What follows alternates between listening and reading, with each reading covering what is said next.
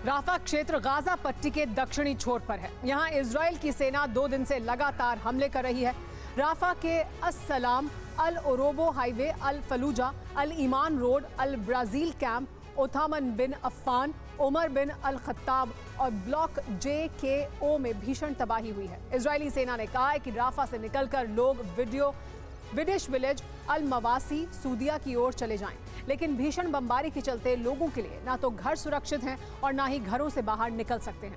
Gaza की सड़कें Israeli सेना ने बंद कर दी हैं। ऐसे में राफा में रह रहे लोग इस क्षेत्र से बाहर भी नहीं निकल पा रहे हैं।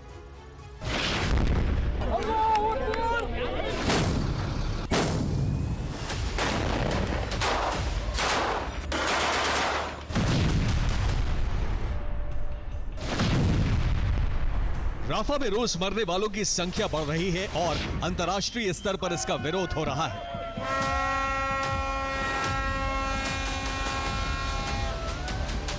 विरोध प्रदर्शन की ये आग अब इजरायली धरती पर भी फैल गई है।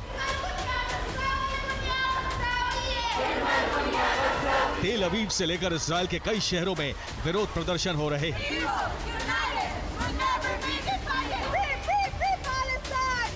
राफा पर हमलों को लेकर इजरायल की ज्यादातर जनता नेतन्याहू के फैसले का विरोध कर रही है।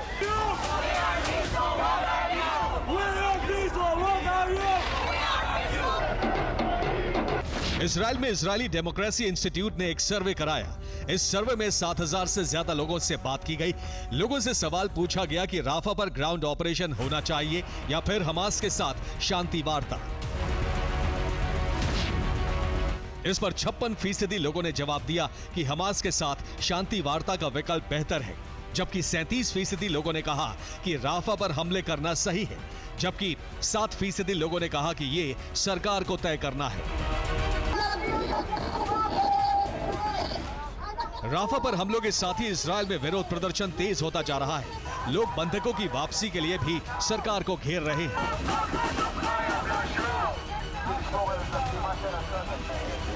इजरायली फोर्सेस राफा में ग्राउंड ऑपरेशन चला रही हैं, तो हमास के लड़ाके भी इजरायल पर रॉकेट हमले कर रहे हैं।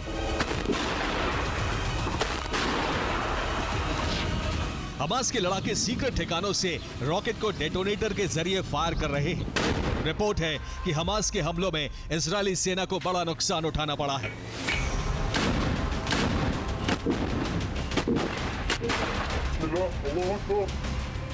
हमास ने इजरायली सेना के केरेम शोलोम बेस पर हमला किया।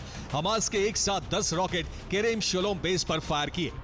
इस हमले में इजरायली बेस पर बड़ा नुकसान होने की रिपोर्ट है। राफा की जंग तेज होती जा रही है। वार और पलटवार बढ़ते जा रहे हैं। इस बढ़ती जंग के साथ ही अमेरिका और इजरायल पर अंतर्राष्ट्रीय दबाव भी बढ़ रहा है। लेकिन नेतन्याहू के फैसले से साफ है कि वो राफा पर हमले रोकने के मूड में नहीं है। Bureau report, TV9 Bharatvarsh.